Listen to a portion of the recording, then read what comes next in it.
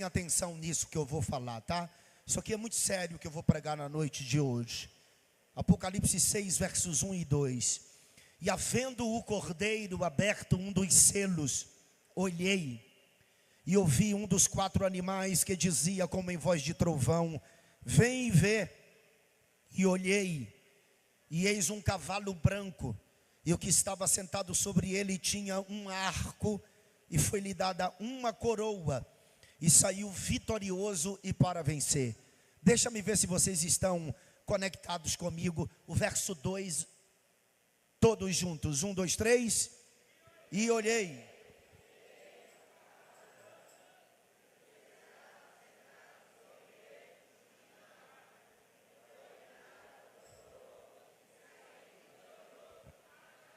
Amém. Tome o assento. Muito obrigado. Muito obrigado.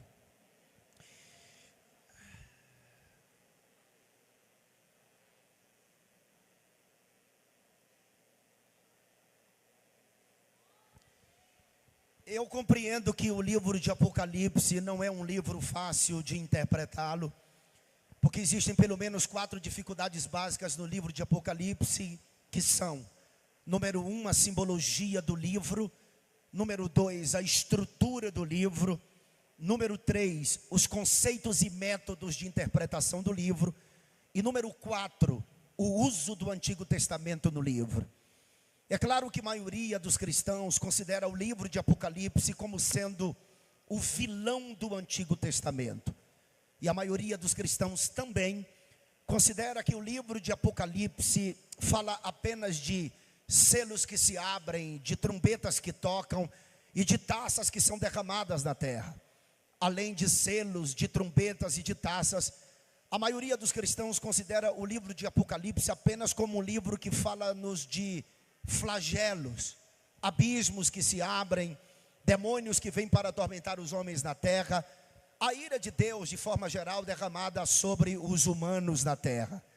Mas o Apocalipse não fala apenas de flagelos, não fala apenas de selos que se abrem, de trombetas que tocam e de taças que são derramadas na terra. A proposta primordial do Apocalipse é falar sobre o triunfo do Cordeiro de Deus sobre a morte e sobre o pecado. A verdade é que no livro de João, o Evangelho de João, Jesus revela o Pai no capítulo de número 17. Mas no livro de Apocalipse, o Pai revela o seu Filho. E não revela o Filho ensanguentado na cruz, sendo escarnecido na cruz, morto na cruz. Pelo contrário, o Pai revela um Filho que triunfou sobre a morte, sobre o pecado e sobre o inferno. E revela a igreja que triunfa com o Cordeiro de Deus. Eu sei que ultimamente os irmãos que têm rede social, e quem não tem redes sociais hoje, né? Tem visto algumas abordagens sendo constantemente debatidas. E é claro que o livro de Apocalipse não pode ser elucidado apenas com essas 3 abordagens. Mas são as 3 abordagens que mais se discute ultimamente, inclusive tema de alguns debates. E eu já participei de vários debates por causa dessas 3 abordagens que os cristãos muito discutem hoje em dia. As 3 abordagens são chamadas de pré-tribulacionismo, mid-tribulacionismo e pós-tribulacionismo. O pré-tribulacionismo defende que a igreja ela será arrebatada antes da grande tribulação. Já o mid-tribulacionismo defende que a igreja será arrebatada no meio ou durante a grande tribulação. E o pós-tribulacionismo defende que a igreja será arrebatada depois da grande tribulação. Para início de conversa, eu quero que os irmãos entendam que eu sou pré-tribulacionista. Eu defendo que a igreja será arrebatada, retirada de forma brusca, sobrenatural da terra, antes que a grande tribulação venha sobre a terra, antes que o anticristo se manifeste sobre a terra. E é claro que eu não vou fazer aqui as conexões do Velho Testamento, uma vez que o elemento hermenêutico central do livro de Apocalipse são as tipologias do Antigo Testamento. Também Eu não vou ler alguns textos aqui, porque eu quero ganhar tempo e cumprir a minha promessa de terminar essa mensagem dentro de uns 50 minutos. Mas a verdade é que a igreja, os salvos, que têm os seus nomes inscritos no Santo Memorial de Deus, o livro da vida, eles serão retirados da terra de forma brusca, inesperada e sobrenatural. E após o arrebatamento da igreja, a terra terá como um governo aquilo que eles esperam há muito tempo. Inclusive, uma plataforma política vem sendo montada já há muito tempo. Existe um palco armado e em breve o protagonista do show neste palco é aquele que a gente conhece como a ponta pequena, o rei feroz de cara, o angustiador das nações. A Bíblia diz no Novo Testamento que ele é Anomus, aquele que se opõe a uma ordem estabelecida. Comumente, nós cristãos o conhecemos como o anticristo. E falando do anticristo, o capítulo 6 de Apocalipse é um capítulo que fala precisamente nos versículos 1 e 2 sobre o filho mais importante de Satanás, o anticristo. Eu sei que para alguns, esse cavaleiro do cavalo branco do capítulo 6 é tido como Jesus. Mas observe que no capítulo de número 4 de Apocalipse existe a estrutura do trono do Pai. No capítulo de número 5 nós vemos o cordeiro que é moralmente digno de abrir o livro e de desatar os seus 7 selos. E é exatamente o cordeiro que abre um dos 7 selos para que entre em cena este cavaleiro do cavalo branco do capítulo 6. Eu quero que vocês entendam um detalhe. O anticristo não virá montado num cavalo. Cavalo aqui significa força. Ele vem em força. A cor do cavalo é branco porque representa religião. Mas observem que João diz que ele vem montado num cavalo branco e que ele tem um arco na sua mão. O arco é uma arma de longa distância, falando do alcance político e religioso do anticristo. Mas ao mesmo tempo, a Bíblia diz que ele recebe uma coroa.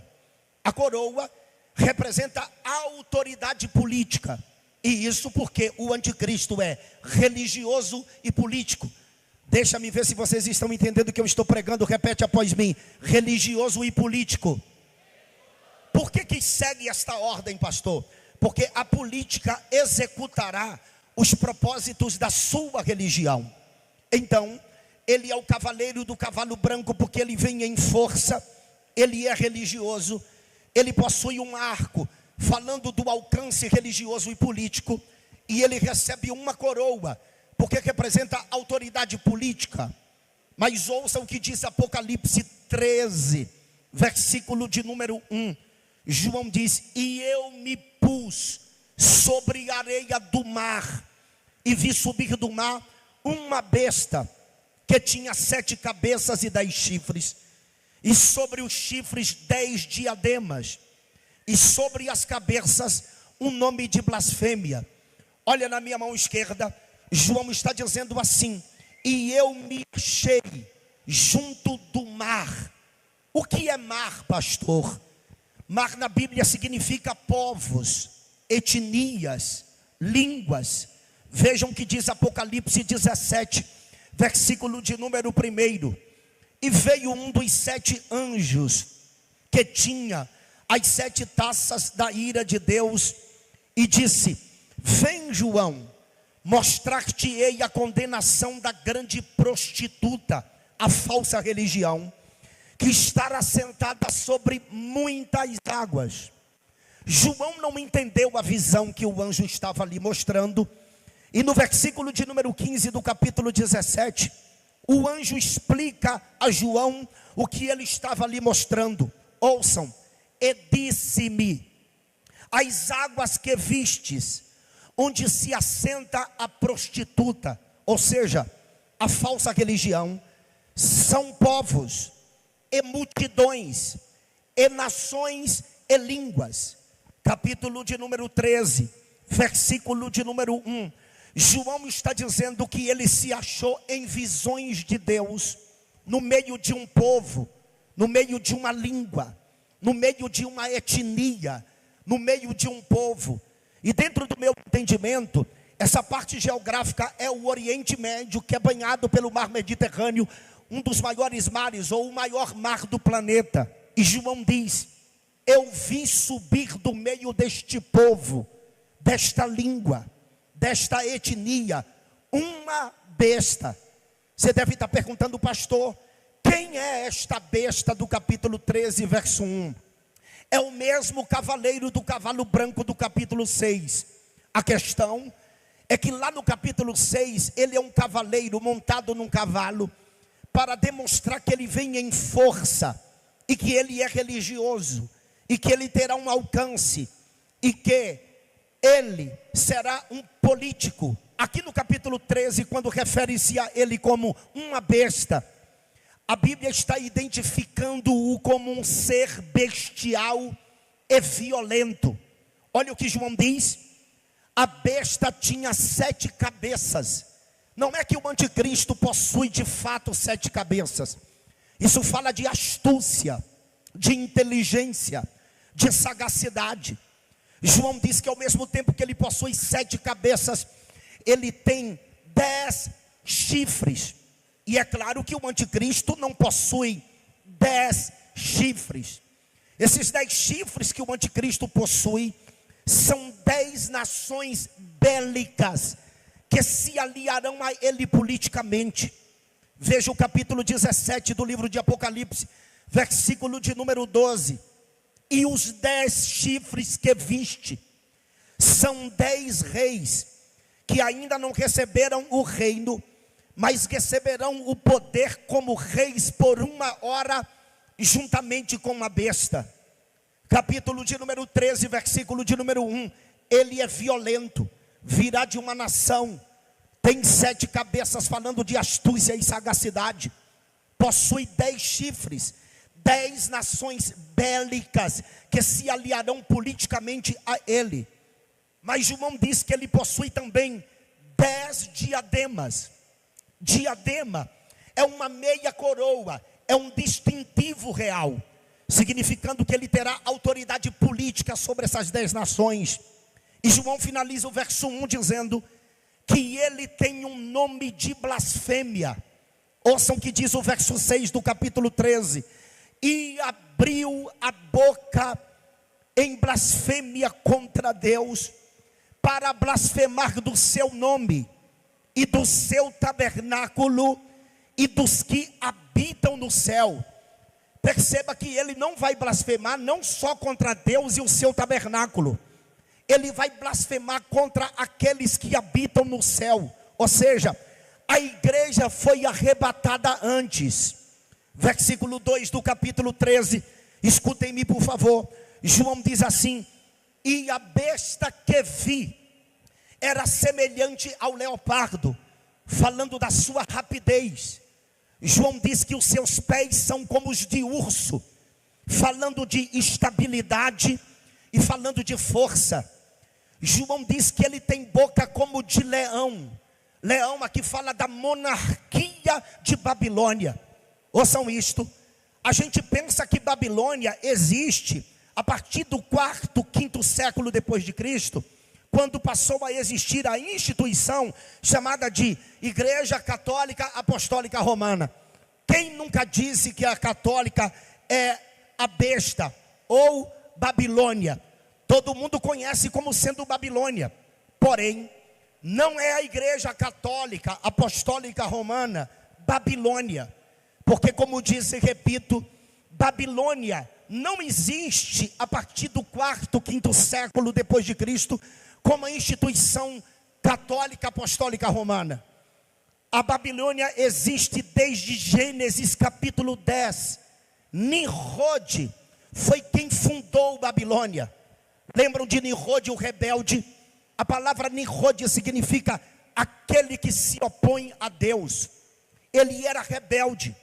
Tem muita gente que pensa que quando a Bíblia diz em Gênesis 10 que Nimrod era um caçador de aves, ou ele fazia safari, está enganado. Quando a Bíblia diz que ele era um caçador poderoso diante da face de Deus, significa que dentro do texto da Bíblia, do Antigo Testamento, que Nimrod, ele caçava humanos para traficá-los como escravo. Ouçam isto, Nimrod é o anticristo do livro do Gênesis, e é exatamente ele quem fundou Babilônia. Todas as cidades da terra de Sineá, que é Babilônia, foi Nimrod que fundou. Mas pastor, Babilônia existe a partir de Nimrod? Não, Babilônia é o espírito anticristão, o espírito antideus. E esse espírito entrou na terra desde que o homem pecou. Depois que Adão pecou, o espírito do anticristo entrou na terra. E ele trilha uma linha tênue. Sabe quem foi a primeira pessoa que o espírito do anticristo entrou? Caim, que matou seu irmão Abel. Quem mata o seu irmão tem o espírito do anticristo. Lembra de Cão, filho de Noé? Foi uma das pessoas que o espírito do anticristo também entrou. E olha, pastor, João diz na sua epístola que existem muitos anticristos no meio de nós, mas há de se manifestar o anticristo literal. Isso mesmo, o anticristo literal, que vai governar a terra, apoiado por um sistema político e religioso. Mas ouçam, o anticristo não vai se manifestar sozinho. Ele vai se manifestar com uma outra besta. Que besta é esta, pastor? A do versículo de número 11 de Apocalipse 13. Ouça o que diz o texto: e vi subir da terra, não é mais do mar, é da terra. E vi subir da terra outra besta, e tinha 2 chifres, semelhantes ao de um cordeiro, e falava como o dragão. Perceba que essa outra besta parece ser uma pessoa, mas o caráter dela é o mesmo caráter da besta do versículo 1 do capítulo 13. Pastor, quem é esta segunda besta? A do versículo 1 é o anticristo, mas a do versículo 11 quem é? O falso profeta. O anticristo não vai se manifestar só. Ao seu lado ele terá uma espécie de primeiro-ministro, um bruxo super, mega, ultra poderoso. Esse bruxo é tão poderoso que o versículo de número 13 do capítulo 13, eu não sou muito fã do número 13 não, 12 mais 1, olha o que o texto diz: e faz grandes sinais, de maneira que até fogo faz descer do céu à terra, à vista de todos os homens. Você sabe qual é a função desta besta ou do falso profeta? É exatamente fazer com que a terra adore o anticristo. Vocês devem ter missionários do continente africano, ou já devem ter recebido missionários da África aqui. Na África tem bruxos tão extraordinários, que quando eles vão colocar oferenda no mar, a água do mar se recua. Você sabia disso? Existem feiticeiros na África, que quando vai colocar oferenda na beira do rio, a água do rio ela recua. Tu sabia disso? Sabia que existe feiticeiros na África que levita? Você sabia que existe bruxos na África que encantam cobras e manda na casa de alguém para que a cobra morda? Sabia disso? Esse bruxo do capítulo 13, verso 11, que é a besta que sobe da terra, é um bruxo super poderoso. Vai fazer sinais miraculosos, até fogo fará descer do céu, com o propósito de que a humanidade seja enganada e adore o anticristo, que é a primeira besta. Ouçam isto: não será um tempo fácil aqui na terra. Será um tempo de uma perseguição implacável sobre os homens, sobre as mulheres, sobre adolescentes, sobre todos que ficarem aqui. Porque um controle social será estabelecido na terra. Como assim, pastor? Um controle social? Sim, um controle social haverá na terra. O governo do anticristo está baseado em 3 pontos básicos. Número 1, um governo mundial único. Número 2, uma moeda mundial única. E lembre-se, todo dinheiro de papel em breve vai desaparecer, porque a moeda será virtual. E número 3, um controle social mundial único. Pastor Denilson, como um controle social mundial único? O 666. E este número, vale lembrar, que é uma das coisas que mais chama a atenção dos crentes. A marca da besta. E eu sei que a marca da besta, que é enigmática, que parece ser um tanto difícil de entendimento, eu gostaria de usar uma linguagem bem simples para que vocês entendam o que significa a marca da besta. É 666, porque 6 representa o número do homem. Sim, toda numerologia, todo número tem um significado. E exatamente o número 6 aponta para o homem, porque o 6 é um número imperfeito, e o homem foi criado no 6º dia da criação. Mas você deve estar me perguntando, pastor, são 3 vezes o número 6, 666. Por que são 3 vezes o número 6? É porque assim como existe uma trindade santa, o Pai, o Filho e o Espírito Santo, existe uma falsa trindade, uma tríade do mal. Satanás, ou anticristo, é o falso profeta. Só para que você não me esqueça, Satanás, o anticristo, é o falso profeta. Eu sei que durante muito tempo, e eu não sou tão velho assim na igreja, eu conheci Jesus com os meus 22 anos, mas logo me interessei por escatologia, me informei nisso. Eu sempre vi que algumas coisas foram tidas como a marca da besta. Por exemplo, lembra quando lançaram a televisão? Disseram que a televisão era a marca da besta. Ninguém queria televisão dentro de casa, lembra? Depois veio o tempo do computador. O computador, o povo disse, é a marca da besta que está aí. Aí lançaram o controle remoto da televisão. Aí muitos crentes diziam, agora vão controlar a nossa vida.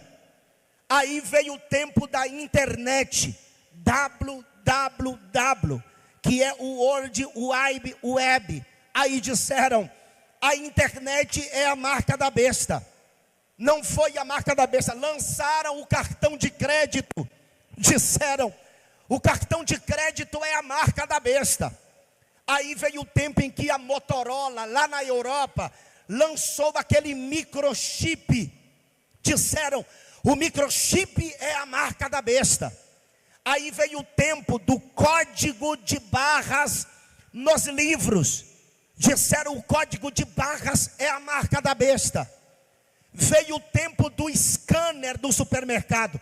Pode acreditar, tinha crente que ia no supermercado fazer compra e dizia para o caixa, não passa nessa máquina aqui não, que isso é a marca da besta. Calcula na calculadora quanto que eu devo pagar. E teve uma época que até a sandália havaiana foi tida como a marca da besta, e crente não tomava Coca-Cola, porque pensava que a Coca-Cola era a marca da besta. Aí veio o tempo da pandemia. Eu nunca recebi tantas mensagens de WhatsApp e perguntas nas redes sociais, como no período da pandemia. Porque quando foram lançar o coronavírus, ou lançaram o coronavírus, que infectou a humanidade, perguntavam para mim, pastor Denilson, a Covid-19 é a marca da besta? Já está atingindo todo mundo.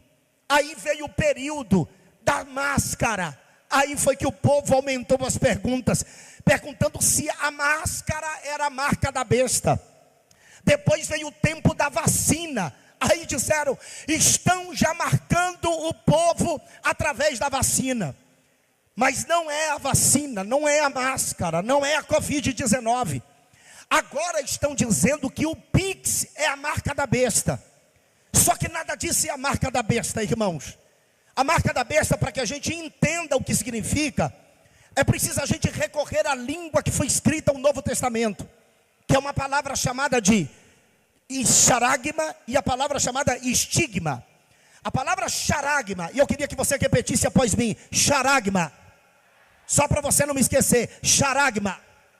A palavra charagma é uma palavra que significa marca. Marca é charagma.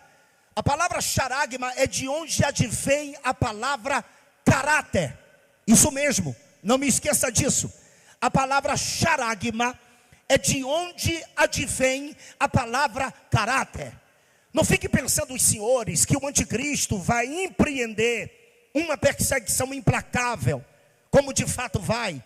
E vai pegar as pessoas e prender as pessoas e injetar uma tecnologia na pessoa, a ponto da pessoa bugar, sem saber o que está fazendo, e se tornar um zumbi seguidor do anticristo. Não tem lógica. Subsídio teológico, bíblico, histórico, apesar do avanço tecnológico, a marca da besta será implantada de forma voluntária nas pessoas. Vou perguntar para os senhores e não precisam vocês me responder. Haverá salvação no período tribulacional? É claro que vai.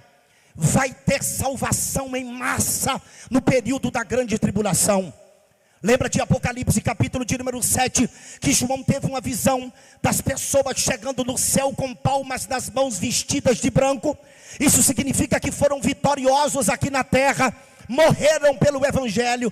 E escutem, não tem esse negócio de segunda chance, porque tem muito crente que diz assim: se eu não for arrebatado, eu ainda vou ter a segunda chance. Ora, pastor José Antônio, chance o homem tem durante a sua vida aqui na terra. E durante a grande tribulação será difícil. O anticristo vai propor a sua religião. E como a palavra marca em grego é charagma, e a palavra charagma, pastor Nelson, advém da palavra caráter, a pessoa de forma voluntária, de forma consciente, de forma racional, vai aceitar a marca, eu quero. E a pessoa será marcada, identificada, para poder comprar, vender, comercializar. Tanto que a Bíblia diz, não é o que você pensa, tá? Eu estou usando aqui um recurso de hermenêutica para que você entenda isso. Não é que as pessoas vão dizer assim, eu não quero, e a besta vai lá e injeta e a pessoa vira um zumbi seguidor. Até porque, pastor, a Bíblia diz que quem receber a marca já está condenado. Significando que a pessoa vai receber de forma racional, inteligente. A pessoa vai querer, é do caráter, eu quero. E o anticristo vai marcar estas pessoas. Lembre-se que esse tempo é um tempo muito difícil na terra. Apesar de que nós já vivemos um tempo muito complicado. Saímos agora recentemente de uma pandemia, a Covid-19. Quem não lembra disso? Escutem-me isso. Esse Covid-19 teve dois projetos. Dois projetos, não se esqueçam disso. Número 1, um projeto político. E número 2, um projeto seletivo. Como um projeto político? Eu, através de estudar geopolítica, de estudar esse tipo de comportamento social, de estudar principalmente hoje a política na China.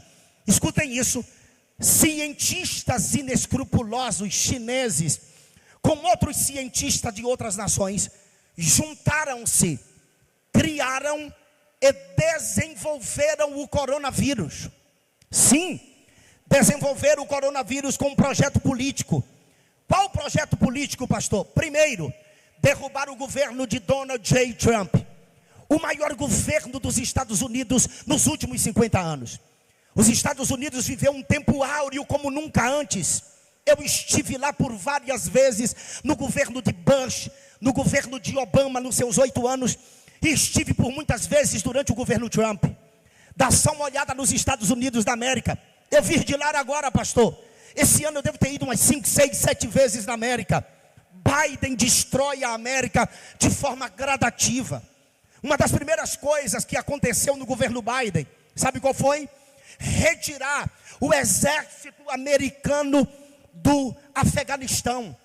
85 bilhões de dólares. O senhor sabe o que é isso? Cerca de 500 bilhões de reais. Ficaram em armamento para o Talibã, que está comandando o Afeganistão hoje. Desde pistolas Glock até helicópteros Apache. Hoje, ser crente, e o pastor conhece de missões, vocês sabem. A igreja perseguida também está lá. O Talibã está entrando em várias casas, pegando os smartphones dos irmãos lá do Afeganistão. E se tiver um aplicativo da Bíblia, o cristão recebe tiro de AK-47 ou de Kalashnikov na cabeça para ser exemplo para os demais. A América, como nação superpotência industrial, está decaindo dia após dia. Ouçam isto, e o crente precisa saber disso aqui. Os Estados Unidos da América já não é aquela superpotência industrial. Sabe por quê? Porque a China hoje é a grande rival industrial dos Estados Unidos. O que é isso aqui? Um smartphone da Apple, ou Apple como você queira. Qual tipo de smartphone que você tem? Pastor, eu tenho um Xiaomi, eu tenho um Samsung. Tudo made in China. O que é isso, pastor? É um iPad made in China. Esse tênis Nike que está no seu pé, fabricado na China. Parque industrial extraordinário. Mão de obra barata. Tecnologia sendo desenvolvida para a chegada do anticristo. Pastor, nós já somos um robô e a gente nem sabe. Dá uma olhada nas redes sociais. Pergunto para vocês e não precisa me responder. Para que serve essa câmera frontal do seu telefone? Para tirar selfie? Claro que não. Isso aqui é para identificar através da sua íris aquilo que te interessa. Por isso que quando você ver uma coisa, sempre as redes sociais estão te apresentando, o Google, o Wikipedia e todas as redes sociais, TikTok, Instagram e várias outras redes sociais. Ouçam isso, a China é superpotência, tecnologia 4G que a gente usa. Quem desenvolveu? Chineses. Tecnologia 5G, quem desenvolveu? Isso aqui é Apocalipse, tá? Porque a gente diz, religião e política não se discute. Você está enganado. No capítulo 7 de Daniel tem um homem. No capítulo 13 tem um sistema. No capítulo 17 tem um homem e um sistema. E é um sistema religioso e político. Nós estamos sendo já monitorados. Tudo bem, pastor? Eu entendi que a China está desenvolvendo tecnologia, que o projeto da Covid-19 foi derrubar Donald Trump, mas teve mais audácia por parte da China? Sim, pastor, eu sou apartidário. Quem morreu na cruz do Calvário por mim, não foi A nem B. Quem morreu na cruz do Calvário por mim, foi Jesus Cristo de Nazaré. Foi Ele quem ressuscitou no terceiro dia. Mas teve um projeto dentro desse Covid, um projeto político, para derrubar o antigo presidente do Brasil. E o sistema arrancou. Eu estive na Alemanha recentemente, pasme-me, pastor. Eu vi chineses com as nossas frutas cítricas na mão. Laranja, melão, ou melhor, abacaxi, lima, laranja. Todas as nossas frutas cítricas passando em comercial de televisão na Alemanha. Por que você está dizendo isso, pastor? Porque os chineses estão colonizando várias nações. O Havaí, pasmem vocês, colonizado pelos chineses. A África do Sul, colonizado pelos chineses. O Brasil está repleto de chineses. Eu sou baiano, nasci na Bahia. Tem mais de 400 municípios da Bahia. Eu conheço aproximadamente 200 dos mais de 400 que existem. E se tem alguém aqui do Nordeste, sabe do que eu estou falando. O Nordeste sempre teve muito jumento, muito jegue. Sempre teve muito jumento no Nordeste. Pastor, Se o senhor saísse de Salvador ali, pegasse Feira de Santana, Capim Grosso, Senhor do Bonfim, Juazeiro da Bahia, entrasse ali para sair para o Piauí, Petrolina, Jacobina do Piauí, Paulistana, Picos, pastor, era muito difícil você dirigir, por causa da quantidade de jumentos na estrada.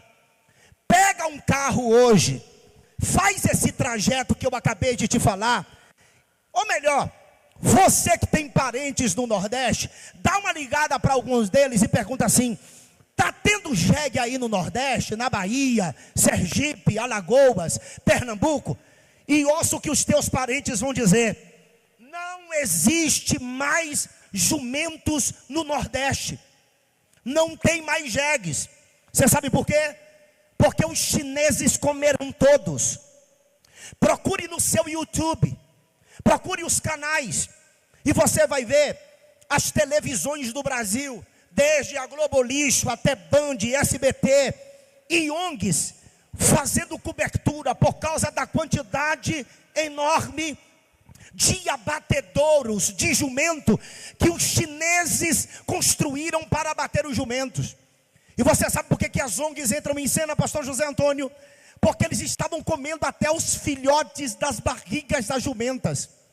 Até os filhotes, os jumentos mortos, eles estavam recuperando através de produto para mandar para a China. Por que você está dizendo isso, pastor? Porque na China não tem comida. E o Brasil, vocês que vivem aqui no agro sabem melhor do que eu, o Brasil é a fazenda do mundo, meu caro deputado. Nós alimentamos 1,8 bilhão de pessoas diariamente, e lá não tem comida. Por isso que eles comem rato, barata, morcego, cobra, cachorro, cavalo, tudo que aparecer. Se o Satanás aparecer na frente de um chinês, ele assa o demônio e come, porque não tem comida na China. Por isso que derrubaram o governo de Bolsonaro, e agora várias alianças políticas foram feitas nessa última viagem do presidente. Pastor, não tem nada a ver com a minha vida. Tem sim.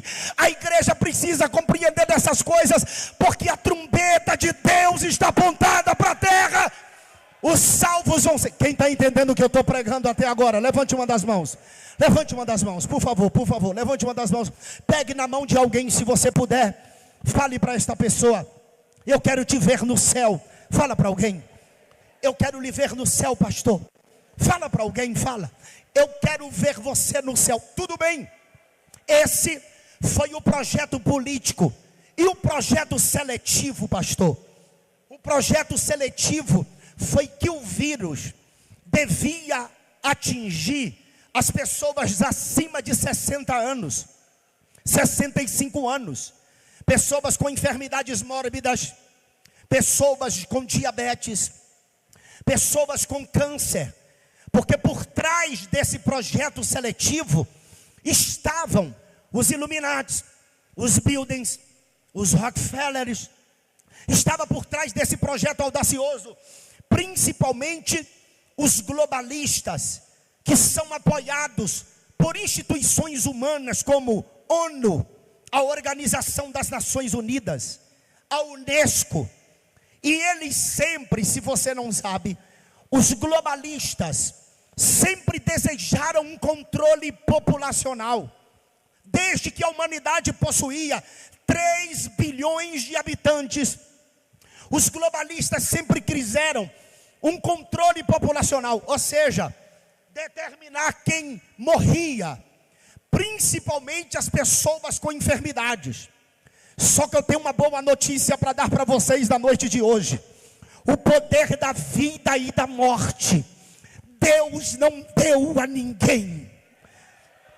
O poder da vida e da morte está nas mãos de Jesus Cristo. Lembra de Apocalipse capítulo 1, quando João está arrebatado nos céus, ele diz que ouviu por detrás dele uma voz como de trombeta que dizia: o que vês, escreve-o num livro, envia-o às 7 igrejas da Ásia, a Éfeso, a Esmirna, a Pérgamo, a Tiatira, a Sardes, a Filadélfia e a Laodiceia. João diz que quando virou-se para ver quem falava com ele, ele viu Jesus no meio de 7 castiçais de ouro. E João descreve Jesus dizendo: ele tem vestes até os pés, cinto de ouro na altura do peito, cabelos brancos como a lã branca, olhos como chama de fogo, uma espada sai da sua boca, seus pés são como de latão reluzente, e seu rosto é como o sol. Ouça isto aqui, Jesus está sendo descrito aqui por João, para que a gente entenda o Cristo glorificado que venceu. As vestes até os pés, fala do seu sumo sacerdócio. O cinto na altura do peito, fala do seu sacerdócio dignificado. Ele é digno de ser sumo sacerdote. Seus cabelos brancos, fala da sua deidade, fala da sua pré-existência, fala da sua eternidade. Seus olhos como chama de fogo, fala dos olhos que tudo vê, tudo penetra, tudo conhece. A espada que sai da sua boca, fala do poder da vida e da morte. Eu mato, eu faço viver, eu firo e eu saro, e não há quem possa fazer escapar das minhas mãos. Seus pés como de latão reluzente, assacalhado na fornalha, fala de pés de justiça, de juízo. Porque enquanto o ouro representa a glória de Deus, a prata a salvação, o bronze representa a justiça. E quando Jesus morreu na cruz, ele estava descalço. Mas quando ele vir para reinar na terra, ele não virá mais descalço. Ele vem com pés de justiça, pés de juízo para reinar. Seu rosto como o sol, fala da sua glória, fala da sua moral. Então se você acha que ele é digno de glória, levante uma das mãos, por favor. Dê um grito de aleluia para o Cordeiro de Deus. Seu rosto como o sol, fala da sua glória e fala da sua moral. Ei, Cristo vai arrebatar a sua igreja antes que o anticristo se manifeste. Tem alguém que tem essa esperança? Pastor, quem vai no arrebatamento da igreja? Eu nasci na igreja. Você nasceu na igreja, mas o fato de você ter nascido da igreja, você não terá direito a entrar nos céus porque você nasceu na igreja. Eu sou pastor. Você não vai para o céu porque você é pastor. Eu prego. Eu não sei pregar tanto, mas prego. Não é porque eu prego que eu vou para o céu. Eu sou evangelista na igreja. Você não vai para o céu porque você é evangelista na igreja. Eu sou presbítero. Você não vai para o céu porque você é presbítero da igreja. Eu sou diácono, pastor. Eu sou o homem de pés sujos. Eu sirvo na igreja. Você não vai para o céu porque você é diácono na igreja. Pastor, eu sou missionário. Você não vai para o céu porque você é missionário. Pastor, eu sou uma pessoa que deu início ao ponto de pregação que nasceu a igreja aqui na cidade. Você não vai para o céu porque a igreja nasceu lá na sua casa. A igreja nasceu foi no Calvário. Jesus morreu por ela. Pastor, eu canto. Você não vai para o céu porque você canta. Quem vai para o céu então? Só vai para o céu quem tem o nome escrito no livro da vida do Cordeiro. Sim. Só vai para o céu quem tem o nome escrito no santo memorial de Deus, o livro da vida. Pastor, se Jesus vir hoje, como que será? No meu conceito, isso aqui não é doutrina, tá? Isso aqui não é doutrina, é um pensamento meu. 10% apenas sobe. 10%. Você já viu quantas pessoas não se falam na igreja hoje? Quantas pessoas não se olham? Estão pensando que o evangelho é no céu. O evangelho não é no céu, o evangelho é na terra. E existem princípios que precisam ser obedecidos. Comprou, pague. Tomou emprestado, devolva. Ofendeu alguém, peça perdão. Foi ofendido, o agressor pediu perdão, perdoe. Porque só vai para o céu quem tem os seus nomes escritos no livro. Deixa-me saber quem é que vai, deixa-me saber. Levante uma das mãos, por favor. Fale alguma palavra que glorifique o nome de Jesus. Jesus vai arrebatar a igreja. E eu sei, isso pode acontecer hoje. Pastor, me mostre um fundamento bíblico para que você se certifique que Jesus pode vir hoje. Não vai haver um sinal prévio para um indicativo de que Jesus virá. Qual a base do arrebatamento da igreja no Antigo Testamento? Enoque andava com Deus, e Deus para si o tomou, e nunca mais foi visto por ninguém. A igreja vai desaparecer. Sim. Esta é a maior esperança da igreja.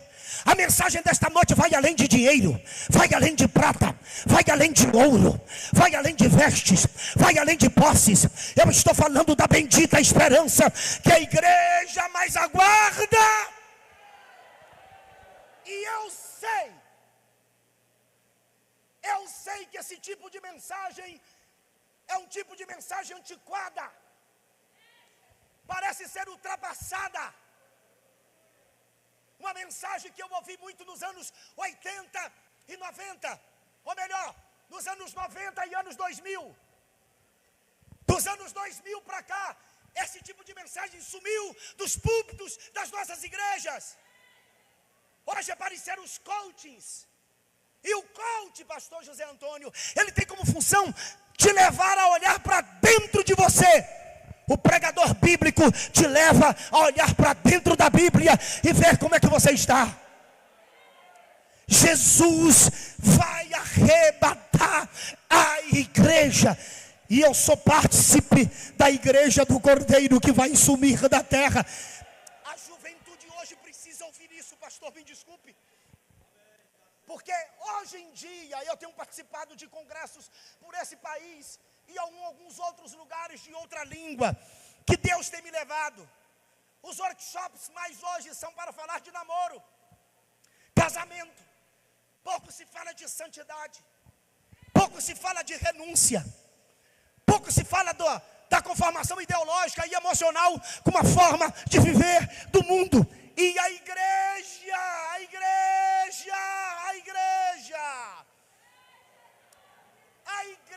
Jesus comprou para si. E Ele está esperando, aleluia. Amaia, cheira. Levante a mão, só quem pode glorificar o nome de Jesus Cristo.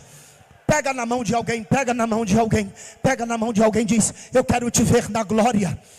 A mensagem não é muito para você, não é muito para você pular e saltar, é para você refletir. Pastor, eu tenho que ir nessa caravana, eu preciso subir no arrebatamento da igreja. Então você que está sujo, se arrependa. Você que é santo, santifique-se mais, porque Jesus vai levar a igreja da terra. E outra, Jesus não virá aqui não, pastor Nelson. É a igreja que vai ao encontro dele nos ares.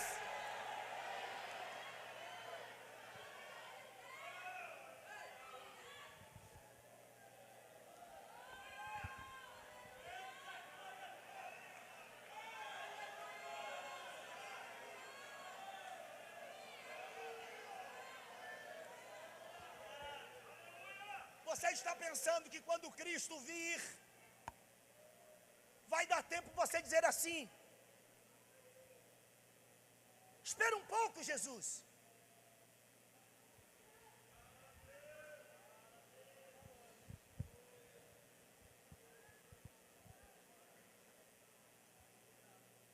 Os senhores estão pensando que quando Cristo vir, vai dar tempo de dizer: Senhor, espere um pouco, Senhor. Não tem como.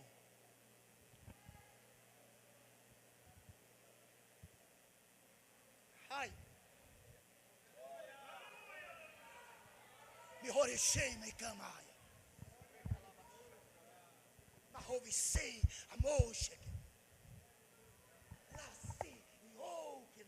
Aleluia.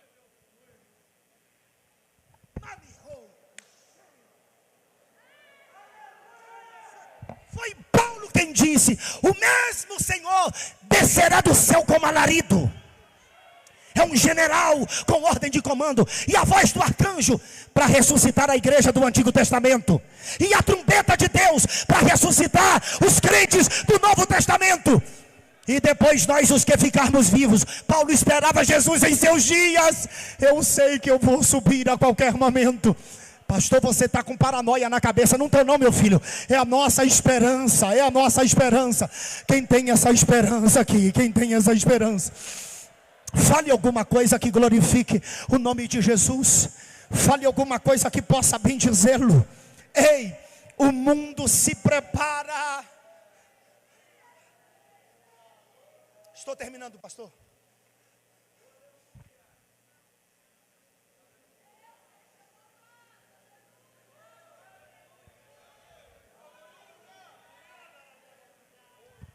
O mundo se prepara para a manifestação do homem do pecado. Pastor José Antônio, escutem-me os senhores, autoridades. Isso vai ficar aqui, pastor, marcado, registrado, pastor Nelson. A Bíblia,